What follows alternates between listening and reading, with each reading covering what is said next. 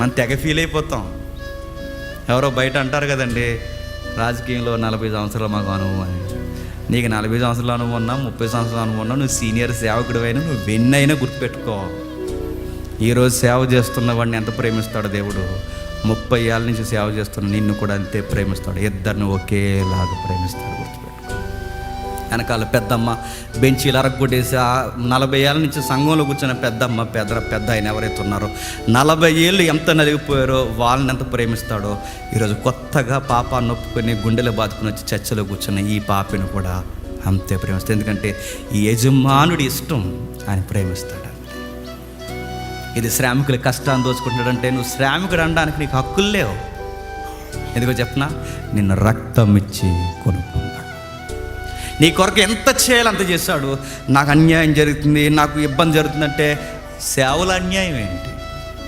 నాకు ఆశ్చర్యకరమైన మాట అని చెప్పనా, ఇంత పనంతా ఫుల్ ఫ్లెడ్జెడ్గా చేసిన వీళ్ళు అన్నారట, సమస్తము చేసిన వీళ్ళందరూ అన్నారట, చేయవలసిందే చేసాం మేము, నిష్ప్రయోజకులమైన దాసులు అన్నా. నేను అడుగుతున్నాను, అంతా చేసిన వాళ్ళు నిష్ప్రయోజకమైన దాసులు అంటే మనం అంతా చేసామండి? అన్నీ సగం పనులు, మనకి ఏది పూర్తిగా చేయు. చేద్దామా? తినంగా 52 వారాలు చర్చికే రావు మనం. అయినా దేవుడి మీద కోపం ఎంతాం. ఒక ఆవిడ అనేది, నేను రేపు నుంచి డాడీతో మాట్లాడినాను అంది. ఏ అమ్మ అని అడిగాను నేను. అంటే మాట్లాడినాను అంది. ఎందుకు ఆల్ డాడీ అనుకున్నాను, తర్వాత తెలిసింది ఆ డాడీ అంట. ఎందుకు మాట్లాడమని అడిగాను.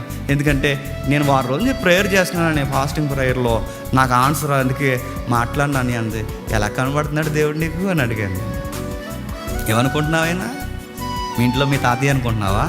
బాస్ అయినా గుర్తుపెట్టుకో, యజమానుడు అయినా గుర్తుపెట్టుకో, ఆయన చెయ్యాల్సిందే చేస్తాడు. మనం ఎంత చేసినా నిష్ప్రయోజన దాసును. కనీసం టీ తాగమని కూడా అనలేదండి. ఎంత పరిచర్య చేస్తే అండవు, గుర్తుపెట్టుకో. టీ కూడా ఆయన తాగెత్తాడు. నువ్వేమనుకుంటే అనుకో. ఇంత పరిచయం కనీసం పేరు చెప్పరండి, పాంప్లెట్ మీద కనీసం పేరు ఎలాగే వేయలేదు. కనీసం ఇంత పరిచయలో కనీసం గుర్తించరు.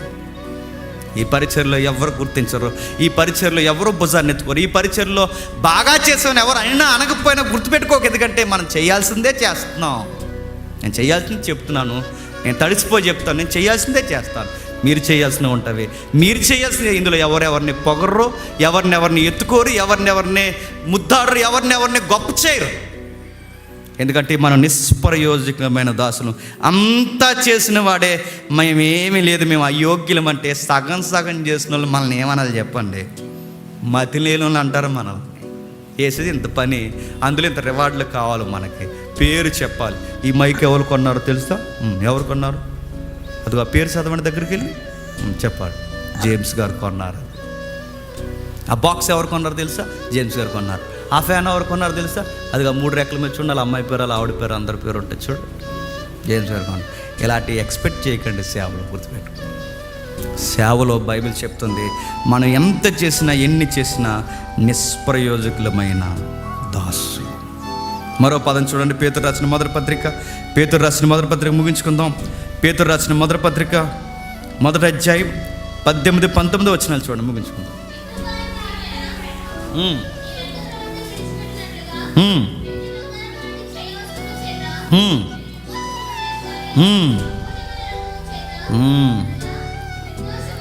నిర్దోషమును నిష్కల్మషమైన గొర్రె పిల్ల వంటి క్రీస్తు రక్తముతో విమోచింపబడుతారని మీరు ఎరుగుదురు కదా.